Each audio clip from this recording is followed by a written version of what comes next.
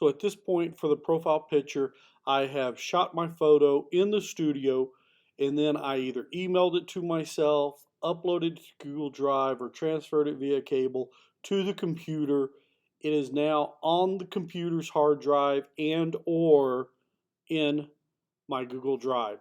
So here I am in Photoshop. So let's go ahead and get started with this portion of it. I can choose to open. So I'm going to choose to open, and then I can either navigate my way to my Google Drive if that's where I have it saved. I'm just using the Google Drive file stream here to find that. And there we go. There is a JPEG image that I shot in the studio. I can choose to open it. It's going to open that file up here in Photoshop, that JPEG. Once it's opened, I'm going to recommend, and I'm just going to do this probably, just to make sure I am working with my essential uh, workspace, just to keep you straight on what I'm doing here. And that's what I've done. All right. So then here in this first step, I'm going to come over here and choose my crop tool, C for crop tool. I'm going to set my ratio to a 1:1 ratio. And then I see that I've got kind of this light up here, this black bars, anything like that, as well as some additional green, and I can see how that kind of fades off as it goes up here. So I'm going to kind of pull this in tight around me and position this to where I'm centered up in the frame of it here. And I can make it fairly tight and through there. And then I'm going to press either return or enter on the keyboard shortcut, or I'm going to come up here to the little check box either way and then accept that crop. And you can see what I'm doing here in my history palette. You can see it shows that I've opened this and then I've created a crop of that image. From here, my next step is going to be here to come to select and choose color range. The color range will allow me to select a range of colors. I'm going to be selecting the range of this green. So I'm going to click here to just start, and then I can push and either hold down the shift key or push with the shift key and click and click and click, or I can just click and drag this green area, and you can see that that takes care of it as well. I can then adjust the little fuzziness here to get any little fine tuning that I need to do to get that. Now currently, again, white will reveal, black will conceal. So that means actually currently the way it's set up right now, I would be concealed and the background would be revealed. Well, I don't want that. So I'm going to come over here to invert, and I'm going to choose to invert that selection. Then I'll hit OK. That creates my selection. You can see that with this little marching ants around my selection, around me.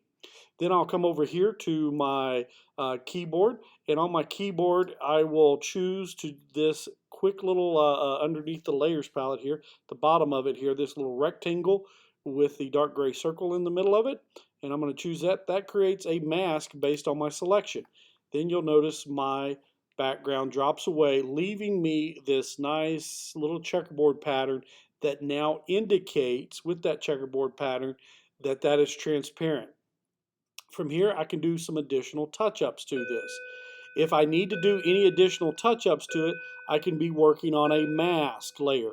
So with B for brush, I could come in through this, right, and using that Command plus to zoom in, then the space bar to move around. If I need to clean up any additional little elements, such as electrical outlet. Can I get Elijah Regalado down to the attendance window? And Ashlyn and Abigail Brissett down to the attendance window. So I can see right here, I need a little pixel right there. So I'm going to press X. That's going to be black. I'm on my mask. Okay, so I need to make sure that I got the right color. Actually, black would conceal. I don't want to conceal this any further. I want to actually reveal it. So to do that, I'm going to need white. So I press X again, and then I can just come through with my brush and just paint right there. White versus black. White will reveal it, black will conceal it. And again, I can zoom in to see what I'm looking at because I don't want that little green edge to it. I do though want, so I need a little harder edge. So I'm going to go shift, and then with shift I'm going to do right bracket. That makes a little harder edge brush so that I don't have this kind of coming back in through there. And then I can come through, right, painting again the difference between black and white on here, and I can kind of come through and just trim this cheek down a little bit, taking a little bit of that green out. I could do the same in through there, but To take out the additional green, there's some green spillage here in my hair. You can kind of see up through here, a little bit onto my shirt where that green kind of spilled onto my shirt. So to take care of that, I'm going to come here under my adjustments. And then I'm going to choose this little option here. And you can see when I hover over it, it says hue saturation up there. And I'm going to choose that hue saturation. I'm going to come through right now initially and choose my greens. Although what we'll probably find out is a lot of it's really yellow more so than greens. I'm going to take the green out. Now, if I have green in my shirt or green in my eyes, that additionally would take that green out there. So what I want to do is actually fill all of that with black. So I'm going to come here under Edit and choose to fill that little mask with black. So I can either choose my foreground color, which is set to black, or I can just choose black, either way. And then I'm going to hit OK. So that fills all that with black. So to get rid of this around the little edge of my shirt here, I'm going to just get a little bigger brush to it. And now all I need to do is reveal that little mask. So to do that, I can get a little bigger brush and just come through. And let me just zoom in so you can kind of see what's happening here. So you see this little bit of green right here. When I come over it, do you see how it kind of takes that little bit of green out to it? On my mask here, it's actually painting white onto that. So here it comes, a little side of my face here, got a little bit of green on it.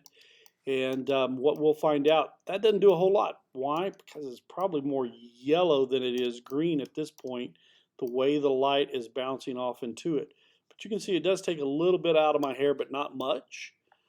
Again, I will probably need to take some of that yellowy green color out, and I'll show you how to actually choose that specific color. That actually probably needs to be cleaned up on the mask right there. So this, I'm going to click back here for, definitely a smaller brush for it, right? X to get the black to it, and then I want to kind of come in through and clean up around that ear. I don't want any of that to it. I want a nice, clean little mask to all this, right? May need to do a little cleaning up and through there to it as well, and I can just touch that little bit up. I can click back on this to take care of this additional green. Okay, again, I'm painting white, a little bigger brush. That's that bracket key. You can see that right bracket key when I press it there. And I can come through and around that edge where anywhere that there may have been any spillage. And I don't notice a little bit right in through there maybe. And that'll just take care of any little green that we have. Now again, green is a composition of yellow and blue. So I need to come through and think, gee, up here on my hair, how much of this kind of green is it yellow or blue? And so what we can do is actually come back and create another one here. And if we wanted, we could actually choose this little item right here to help kind of signify. And so this allows you to click and drag the modification to it. So this I'm able to, with an eyedropper now, then kind of choose that color. Now I got to be real careful. I don't want to choose the little bit of hair that I do have, but I want to choose that kind of darker edge to it. And then what I can do is, hey, take this saturation of that down. But see how that takes the hair color out too? So I don't want to go too crazy with that. So I may take a little bit out.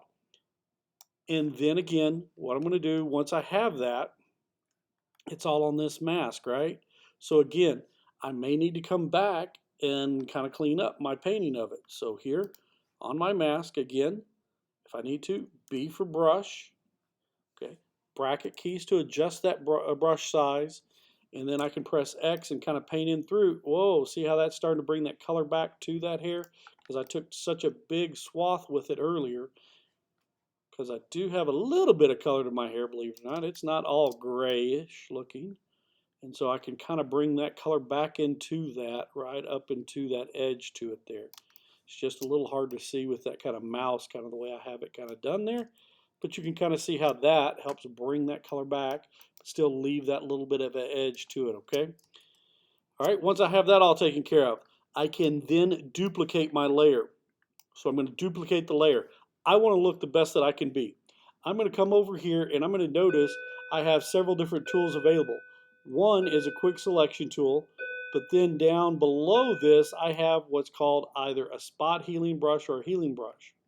Well, those work, but I'm a bigger fan of this patch tool because it just does a lot larger sections and a lot faster. So I'm going to choose this patch tool. The way the patch tool works is you first create a selection.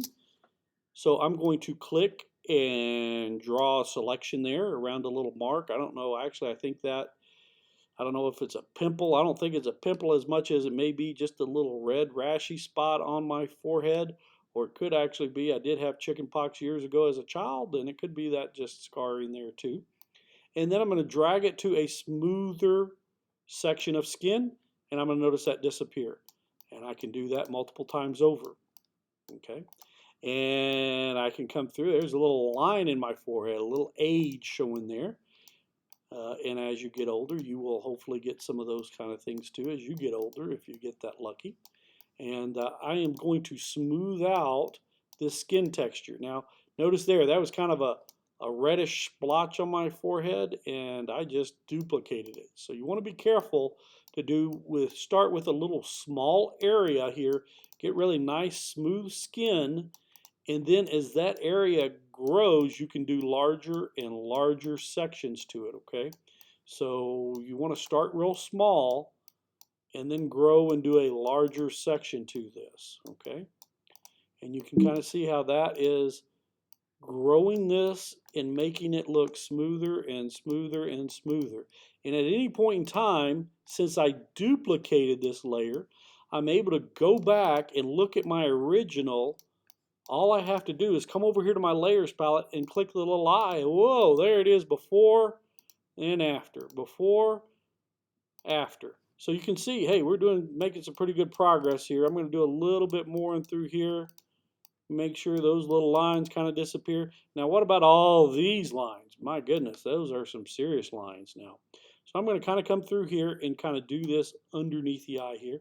Looks pretty dark and heavy. And I can see, wow, that really did a number there and really smoothed it out. I can take these little fine lines over here, commonly called crow's feet, and I can kind of smooth this out and find a little smooth texture up here and kind of smooth that out. A little bit more on my cheek here, a little bit more there. Let's go ahead and do this other eye. Now, I will tell you right now, I think this is a little too much, to be quite honest. It smoothed this out just a little too much.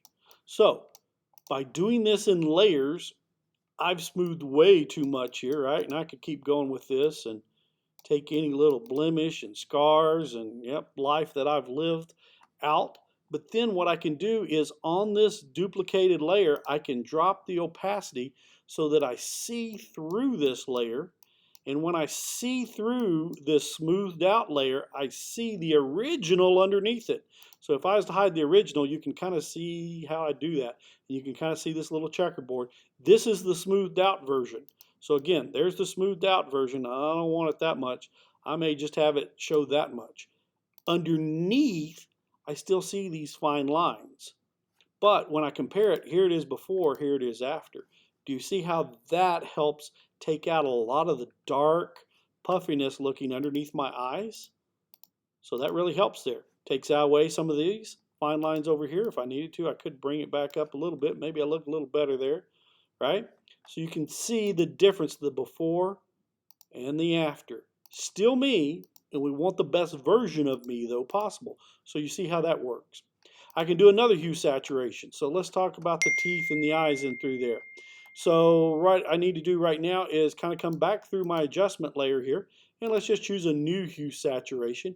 And this one I'm going to choose to do the master, so that's all, everything. And I'm going to desaturate it and lighten it up a little bit.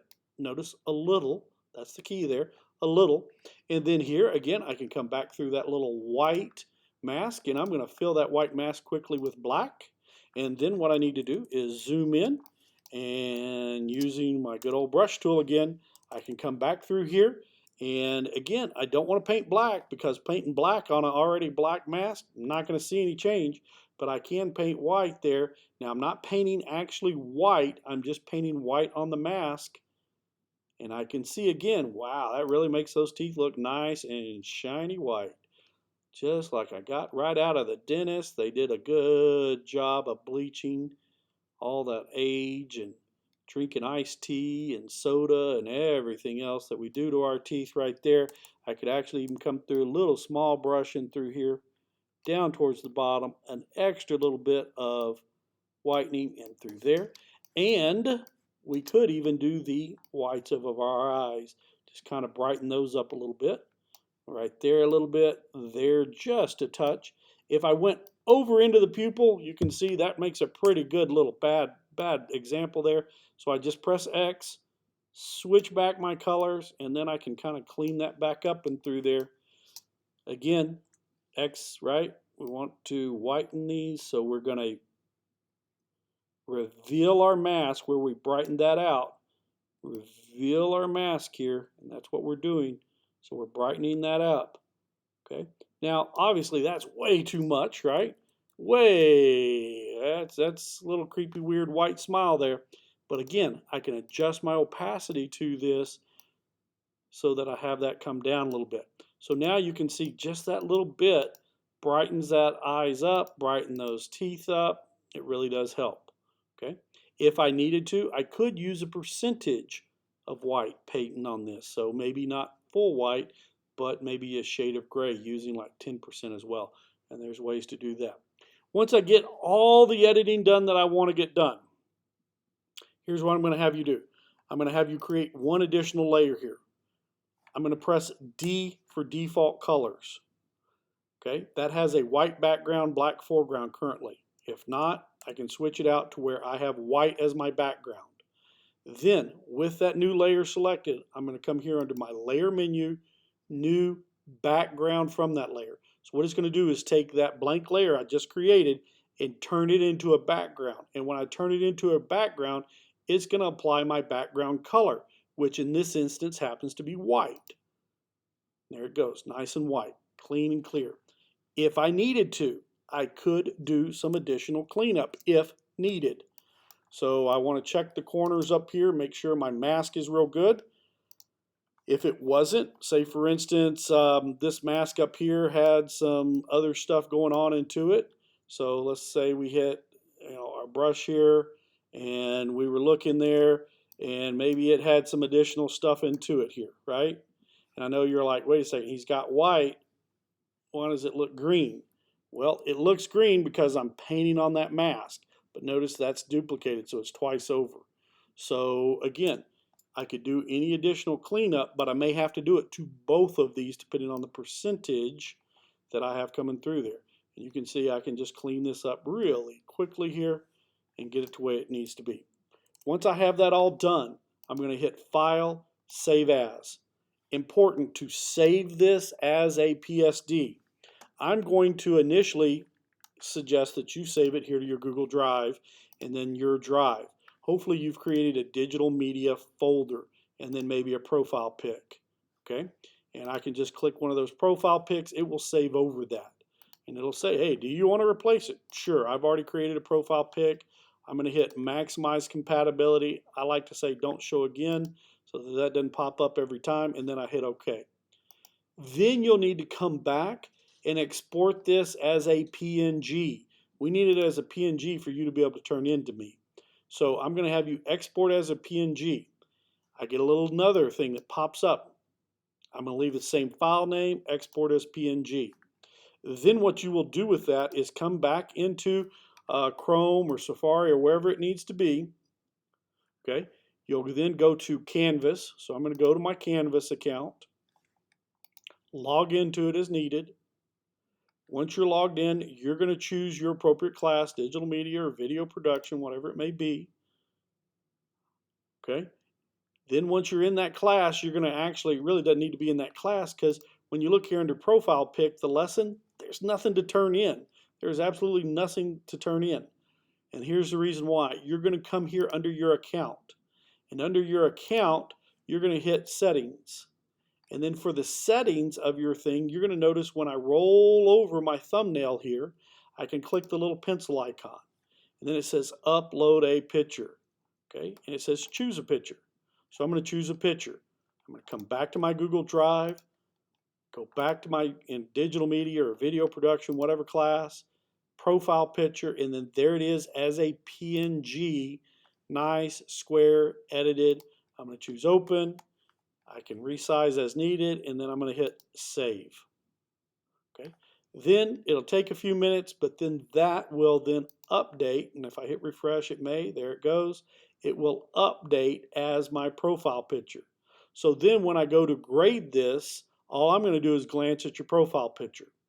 we'll be using these profile pictures for some other things that we do, such as your YouTube channel and video production, or other things such as a print service in your book for digital media. So depending on the class that you're in, we'll be using these profile pics for other things. So you want to make sure to take the time in Photoshop and get it cleaned up as you need to. Okay. If you have any questions, please let me know. And yeah, get the assignment completed. Thanks.